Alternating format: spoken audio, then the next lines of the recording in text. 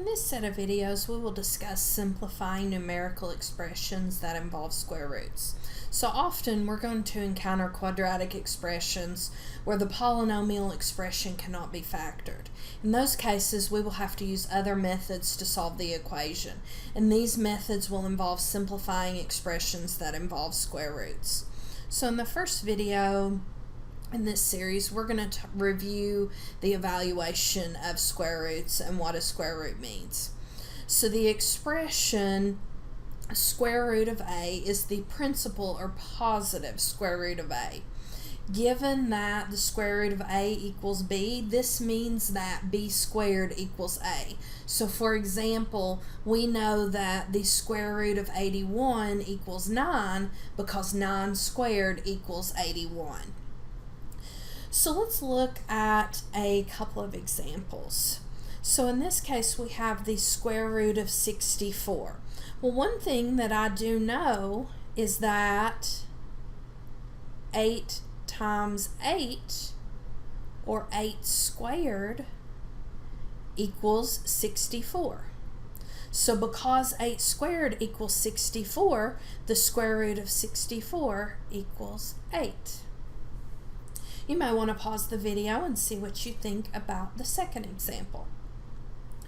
Alright, let's take a look at that. So we have the negative square root of 121.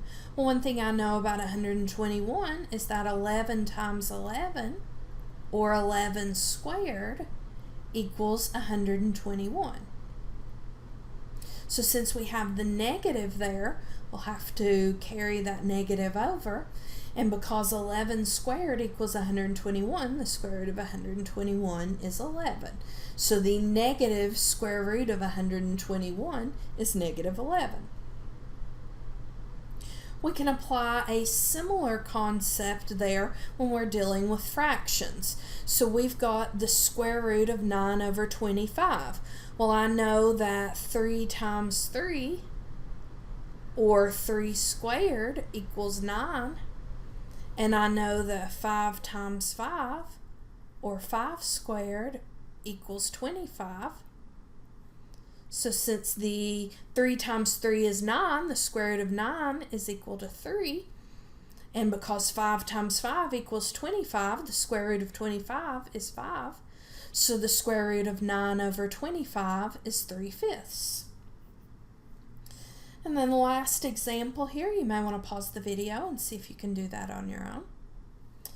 Alright, I'm going to assume we've done that, and let's go ahead and take a look.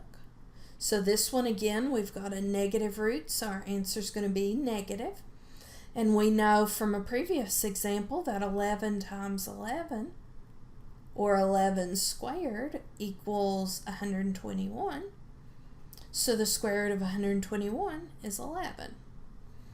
Now let's take a look at 169. So 13 times 13, or 13 squared, equals 169. So the square root of 169 is 13. So this negative square root of 121 over 169 is negative 11 over 13. Now, all of these roots that we've dealt with, all of these square roots, will be what we call perfect squares. So it was pretty easy using our multiplication tables to think of two numbers, or think of a number times itself, or a number squared, that gives us the value beneath the square root.